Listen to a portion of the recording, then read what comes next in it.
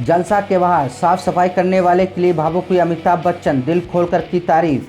बॉलीवुड के दिग्गज अभिनेता अमिताभ बच्चन ने सोशल मीडिया पर उन सफाई कर्मियों की सराहना की है जो रविवार के दिन भी उनके बंगले जलसा के बाहर साफ सफाई का काम करते नजर आए।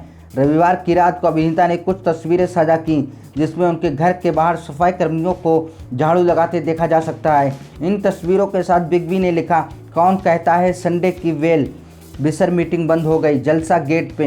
ये देखिए, अमिताभ ने सफाई कर्मियों की इस कड़ी मेहनत की भी जमकर सराहना की है जो कोविड-19 के कारण जारी इस लॉकडाउन में भी लोगों की सुरक्षा को ध्यान में रखते हुए पूरी प्रतिबद्धता के साथ अपना काम कर रहे हैं। मुंबई के हेल्थ वर्कर्स को आलिया का गिफ्ट, डॉक्टर ने भी की तारीफ। मुंबई के KEM अस्पताल के डॉक्टर श्रीपद गंगापुरकर ने एक तस्वीर शेयर की है जिसमें आलिया द्वारा दिए गए केयर पैकेज को देखा जा सकता है। इस तस्वीर में एक चॉकलेट बार, स्वीट बन, एप्पल ड्रिंक और कुछ स्नैक्स नज़र आ रहे हैं। इसके साथ ही आलिया ने एक नोट भी शेयर किया है जिसमें लिखा है, थैंक यू, आप जो कुछ भी कर रहे हैं लोगों को स्वस्थ और सुरक्षित रखने के लिए, आप असल मायनों में हीरो हैं। श्रीपद ने अपने ट्वीट में लिखा, थैंक यू आलिया, इस ट्वीट सरप्राइज के लिए। कोरोना वायरस महामारी के खतरनाक समय के बीच आपका ये गिफ्ट बेहद खास है। उन्होंने ये भी कहा कि आलिया ने मुंबई के सभी डॉक्टर्स को ये भेजा है। शाहिद कपूर की मां ने सालों बाद खोले राज, पंकज कपूर से तलाक को लेकर कही ये बड़ी बात।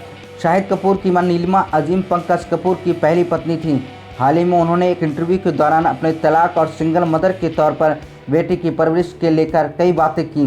पिंक विला से बातचीत के दौरान नीलिमा ने कहा कि मैं अलग नहीं होना चाहती थी, लेकिन पंकज कपूर काफ़ी आगे बढ़ चुके थे। ये मेरे लिए ये हजम करना बहुत मुश्किल था, लेकिन उसके पास भी अपनी वजह थी। हमारी दोस्ती तब से थी जब मैं 15 साल की थी। शाहिद के होने के 3 साल के बाद दोनों ने तलाक लिया और अलग हो गए।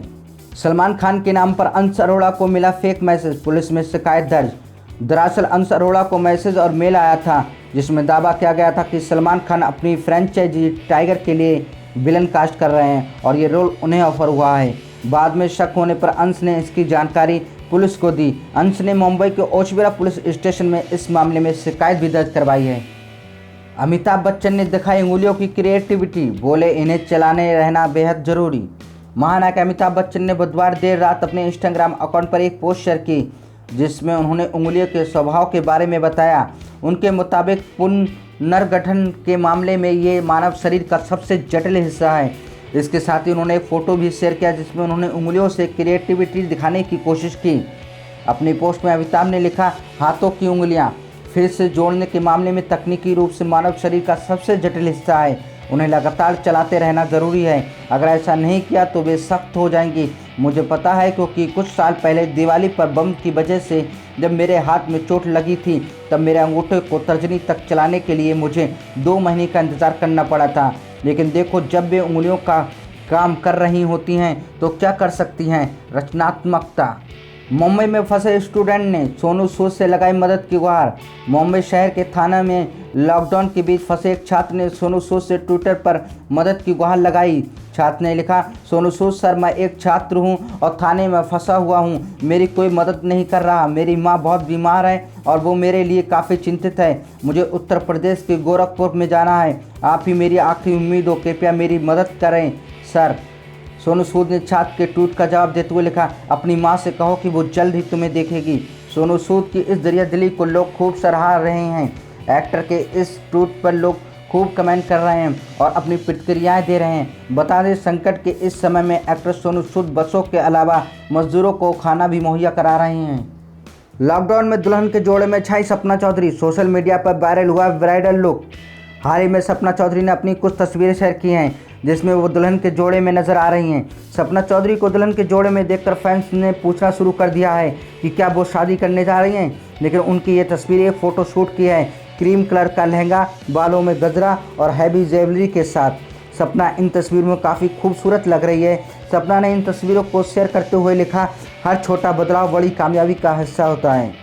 नवाजुद्दीन सिद्दीकी की पत्नी आलिया ने भेजा तलाक का नोटिस।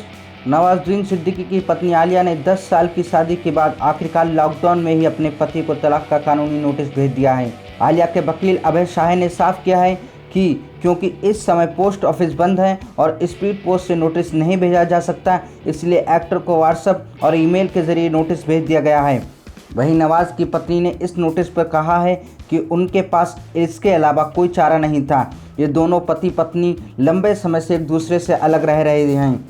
नवाज के बच्चे भी उनकी पत्नी के पास ही रह रहे हैं। आलिया ने अपने बिगड़े हुए रिश्ते पर भी बात की है। आलिया के वकील अभय शाह के मुताबिक उनकी क्लाइंट और अभिनेता की पत्नी ने ये नोटिस तलाक और मेंटेनेंस के लिए भेजा है।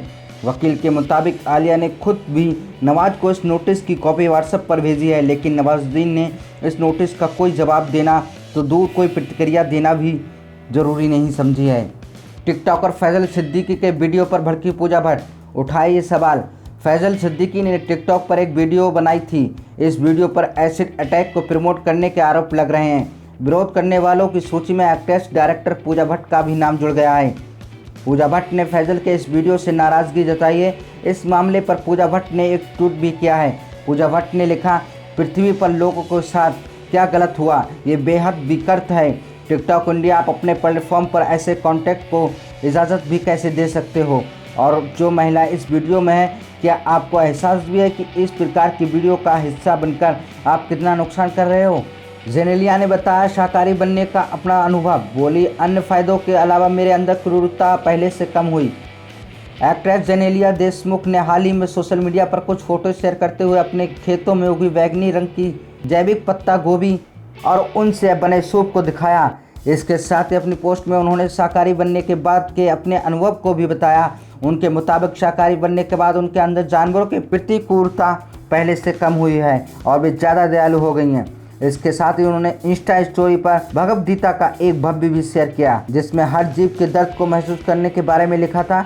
जेनेलिया ने अपनी पोस्ट में लिखा, शाकाहारी बनना मेरा फैसला था जिसे मैंने कुछ साल पहले लिया था। ईमानदारी से कहूँ तो मुझे लगा था कि ये बहुत कठिन होने वाला है, लेकिन इसे पूरा करने को लेकर मैं दृढ़ संकल्पित थी। अपनी यात्रा के दौरान मैंने पौधों की सुंदरता को महसूस किया, वो विभिन्न रंग जो मैंने उनके ज़रिए देखे, वो पोषक तत्व जो मैंने उनसे हासिल किया और सबसे महत्वपूर्ण बात कि जानवरों के प्रति क्रूरता मुझ में पहले से कम हो गई है।